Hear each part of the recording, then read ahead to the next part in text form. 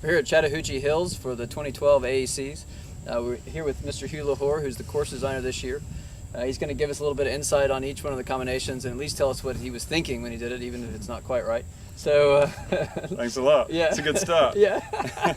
Anyway, we look forward to hearing his insights, and he's moved the start box this year. I'd love to hear a little bit what he has to say about that. Yeah, we brought the start down here into this big open flat field beside the river. There was a lot of use of this field in the years gone by on the actual course. We've sort of drawn back on the number of jumping efforts in here and used it because it's big and flat and away from the public eye. We can bring a nice big collecting ring down here, get them start, finish, and cool down. So the first combination at fence 4, what are we, maybe a couple hundred meters from the start, or how far are we? Yeah, we are about a minute is just about through there. So we're 300 meters from the start. Oh, yeah, okay. So we're into 300 meters. Come through the little dell, which that's obviously going to come very quickly after fence 1. Fence 2, 3, and 4 are going to come very, very quickly. We actually took a jumping effort away from here. We had a 3-part bending line combination here originally, and it was too close. It was just too much going on in a short space of time. So here we've got a nice flowing left-hand bend from fence 3. The prelim fence gets in the way so that it's not too. You've got to bend your line. You can't just angle these two elements. And it's just it should just be a very nice flowing 6. Some might go on 5. You might be able to find a left-hand line and go on 5. Again, you're trapped by, you can see in the background, you're trapped by the intermediate and the prelim ins. That you actually really probably have to make your bend in the middle of this combination. So it's more likely to be a nice flowing 6. Yeah. Looks like a pretty fair corner for early on, not too max, much, but it's got a very forgiving profile. Yeah. Obviously we've got the shrubbery to hold them off the back corner. Yeah. And I'm really pleased with the way this worked out. I like the use of brush as the B element. So at this stage, if a horse isn't quite settled in, then you can make an ass of it and still get away with the brush. I always like to use brush in the first combination if it's a bending line like this. So if you don't get your stride quite right, it's nice and forgiving. But again, it'll come pretty quick. This whole 3, 4, and 5 will come very, very quickly. Well, hopefully Honey will be ready. Yeah, there you go. Here at 11A, but obviously we've got a pretty big jump after the turning question that we just looked at. We've got a pretty decent sized jump, so I think that probably plays into this, because you'll have to be going a bit still to jump that well and for the horse to jump it out of stride. And then you come up a pretty steep mound. These are somewhat new. You jumped them once before, but this is sort of new territory. Yeah, this is actually the first time we jumped. We jumped the mound on the backside in the intermediate last month just to test it out. But this is new territory. And we've come off that whole minute and a half of fast gallop, pretty attacking fences. The table, as you say, there is off a slight right-hand turn, so it just helps set them up a bit. And then they'll have to hold their speed from the table all the way through this combination, and it's a switchback combination. This is an opportunity to really try and get back some of the seconds that you guys have eaten out of me in the last minute and a half. I should be able to get quite a few seconds back out of you here. Yeah, but it looks like it requires a nice bold attacking ride. So I'm not suggesting it's not a hauling in the face. It should keep moving forward, but it's a great big ass bend that requires balance and a slow speed. Yeah, and then does that look like a corner on the backside? Yeah, it is. Yes, 3-part with a corner on the C element. Well, that's the first time I've noticed that, so that makes it even more challenging. But yeah, I see what you mean, but yeah, I mean, this looks like if you get a nice positive shot up, then you've got to do the same thing coming up the hill the second time, and then as you open your rein, hopefully that corner opens up for you. It should come straight to you. Yeah. Good. So we're at 13, right at the top of the course, Hugh. We've got that double sort of hill up, nice 2 decent-sized poles with a fence between. It looks like you've set us a nice jump in, but then in a bold attacking 2 strides to get to the brush. Yeah, I guess again the idea is you're gonna that is a decent pull up that hill. We did it in 2 stages so that it sort of lessens the 2 different pulls up the hill. That doesn't make much sense, but. Here, the long 2 strides, it's just a big, bold attacking distance. We had this in the spring, tested it on a different bit of ground, on a different bit of this hill. Worked really, really well, and it creates a nice spectacle for spectators on the landing side, and makes really, really good use of this. You would come down off the hill, should start to pick up, again, and I assume that this is looks like it's going to be a pretty attacking 1 stride, but then you'll probably have to get on the line pretty quickly to catch an angled step up, and then looks like 1 stride to a triple brush. Yeah, exactly. You said it all. I mean, it's one of those things. You get out here and walk the distance and walk it 3 or 4 times until you find the line that suits you and your horse. Yeah. And that in itself will affect how you ride the A element and where you ride it. So it's quite a sharp turn. Again, we've tried it once on a kind of series of options, and it worked well. So yeah, we just beefed it up a little bit. Yeah, I think one thing I've always noticed about this water, and since you put the brush on as well, I think it will ride even better. But I think it often catches people by surprise because it walks at a normal distance or a bit short. But you actually have to attack it pretty strong in order to get all the way to the in order to get all the way to it without them taking a shuffle. And it seemed like that is what made it ride well in the spring. I'm sure it'll be. Yeah, and I think you shouldn't be afraid of of getting reasonably deep to these rods. I mean, you can get very deep because there's not a lot of height to the jump. It's just a lot of drop. Yeah. So you can afford to get good, strong attacking on stride, as you said. Well, it's certainly beautiful, and hopefully it'll ride well. Well, good. Thanks. Yeah. So Hugh, a completely new obstacle here. First time this ditch has been used. Looks beautiful. This is exactly where I hope I don't end up. But it's nice to give everybody some scale about what you've built. Tell us a little bit about it. Yeah, there's not a lot to it really. It's just a massive open ditch. It's a good old traditional what we used to have in eventing. We don't see much of anymore. We're going to freshen up the brush. For the spectacle of the whole camera angle, because I think there'll be a few photographs taken here. It's just a lovely, great big, they come off a great big long straight run, got a slightly rising ground before it. Everything lent itself to building a big ass ditch here, so that's what we've done. Well, I have to say that this was one of the things that Chattahoochee I felt as a competitor here, and obviously being fairly connected with the venue, it's one of the things that I felt was missing here a little bit was some of these big bold type jumps. You often had sort of big jumps in combinations.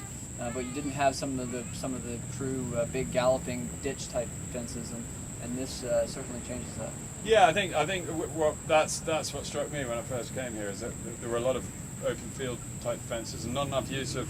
I wouldn't say not enough use, but I could see that there was a gap there for me to improve the use of zoning and the use of the hedge lines and the ditch lines and big, more imposing. Because this ground lends itself to a massive, great big.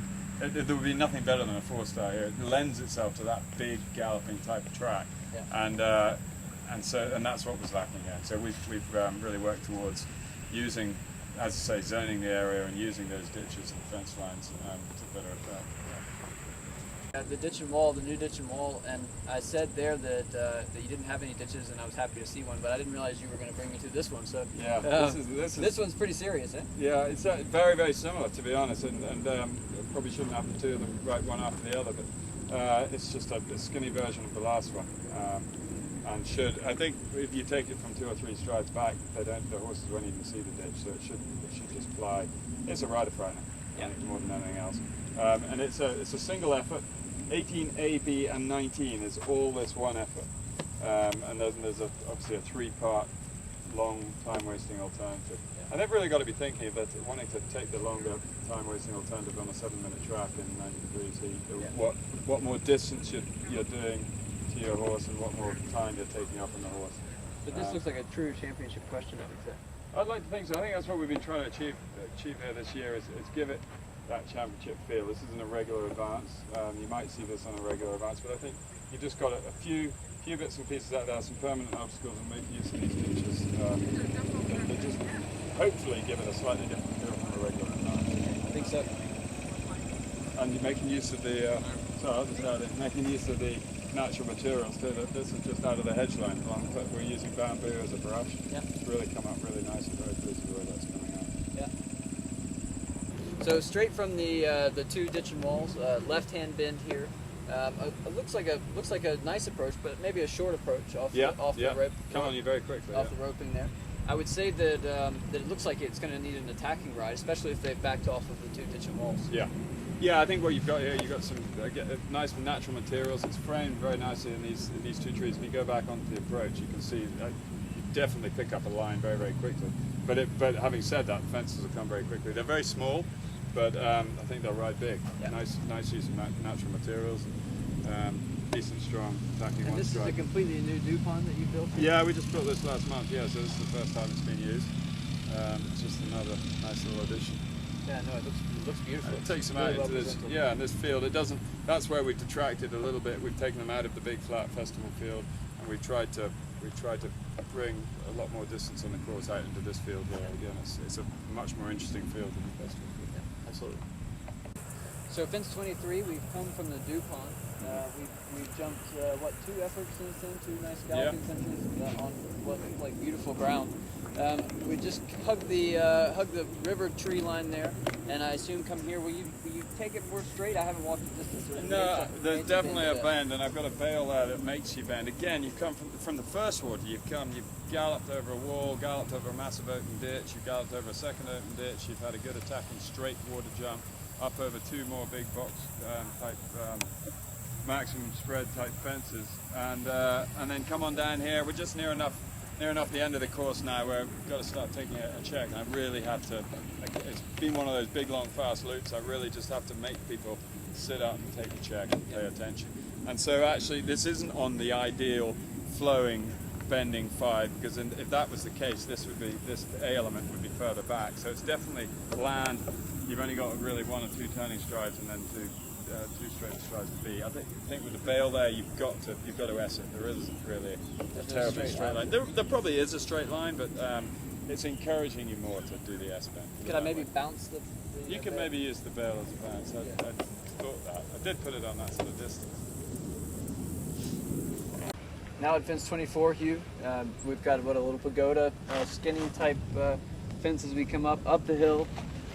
And you either have a direct line on to a corner here, which is a little bit more of a challenge, and invites a run out, or you can take a second or 2 extra and probably swing wide, but maybe that lets your horse shoulder come out, and you have an option of having a run out anyway. So what's your thinking here? Yeah, well, you know what my thing is, because we just discussed it. I think it is exactly that. You run straight down the shoulder here, you open the door on yourself, you're saving yourself a couple of seconds, but I think for me, the straighter option is the, as long as your horse is straight, then that's the better option. But as you said, you maybe on a nippy little horse that would be better at going down and bending, closing the angle on the corner and shutting the door for yourself and taking that line. I think it'll ride. I think depending on if you know your horse, it should ride well either way. Yeah. And we're talking we're probably 6.5, 6 minutes, 6.5 minutes here. Yeah, you're right at 6.5 minutes. Yeah. So they should still have, at this stage, if they're going to Fair Hill especially, some gas in the tank. So I wouldn't think that on a tired horse you might even be more apt to take the straightway, just not to mess them around too much.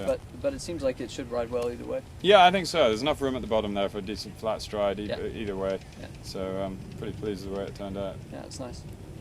So Hugh, we've made it to the last fence. If we get here on the horses, we'll be happy to see the Spanish flags, I'm sure.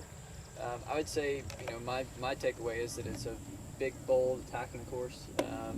Seems like you've taken some of the elements that have always made this place a good course and upped the game a little bit. So I think from a rider standpoint, that's what we want to see at these type of venues.